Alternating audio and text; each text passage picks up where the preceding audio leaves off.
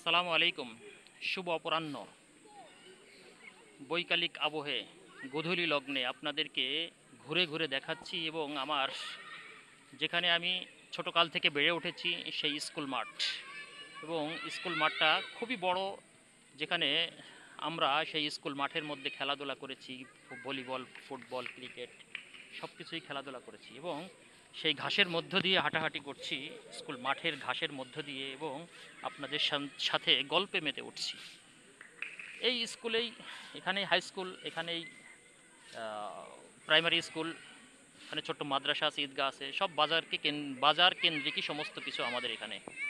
হ্যাঁ, যা এখন আসলে অনেকটা অন্ধকার, একেবারে সন্ধ্যার নেমে আসছে আসছে ভাব, মাগরিবের আজান দিবে হয়তোবা, ঠিক সেই মুহূর্তেই ভিডিওটা করছি।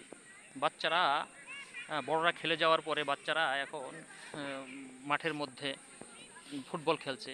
এখানে আমরাও ছোটোকালে ফুটবল খেলেছি।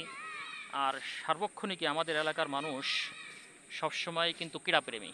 হ্যাঁ, সেই সকালের একবেলা হয়তো বা তারা কাজে ব্যস্ত থাকে, বিকালবেলাটা বাজারে এসে আড্ডা দিবে, ফুটবল খেলা দেখবে, যখন যেটা, কখনো ক্রিকেট খেলা দেখবে, চা খাবে, ঘোরাঘুরি করবে।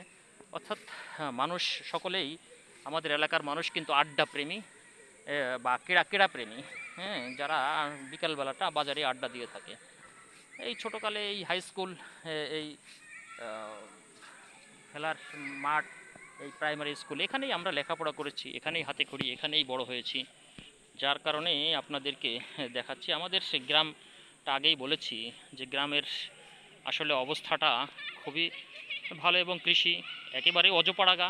হ্যাঁ, ছোটোকালে তো আমরা আমাদের গ্রাম থেকে শহরে যেতে অনেক সময় লাগতো, রাস্তাঘাটের তেমন ব্যবস্থা ছিল না। এখন কিন্তু রাস্তাঘাটের ব্যবস্থা যথেষ্ট পরিমাণ হয়েছে। হ্যাঁ, শহরের সাথে কানেক্টিভিটি বা কানেকশনটা সেইভাবে হয়েছে এখন, কিন্তু আগে ছিল না। এবং কারেন্টটাও তদ্রূপ সেই পরিমাণ, আমরা প্রায় 20 বছরের মতো কারেন্ট এসেছে আমাদের এলাকায়। ছোটোকালে আমরা কপিবাতি হারিকেন দিয়েই লেখাপড়া করেছি, এবং এই স্কুল, এই লেখাপড়া, এবং এই সবুজ ঘাস, এটা আপনাদেরকে আমি ঘুরে ঘুরে দেখাচ্ছি। যেটা দেখাতে পারলে আমার কাছে, আপনাদের কাছে আমার এই অনুভূতিটুকু শেয়ার করলে নিজের কাছে ভালো লাগে। যার কারণেই মাঝে মাঝেই আপনাদের সামনে এই অনুভূতিটুকু আমি শেয়ার করি। হয়তোবা কেউ খারাপ মনে করবেন, হয়তোবা ভালো মনে করবেন, তারপরেও নিজের অনুভূতিটুকু সকলের সাথে শেয়ার করাটা বাঞ্ছনীয় মনে করি।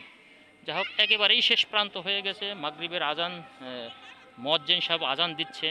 হ্যাঁ, ঠিক সেই মুহূর্তেই আপনাদের সামনে ভিডিওটা করছি, যেটা সবুজ ঘাসের মধ্যে হেঁটে হেঁটে আমার কাছে ভালো লাগলো।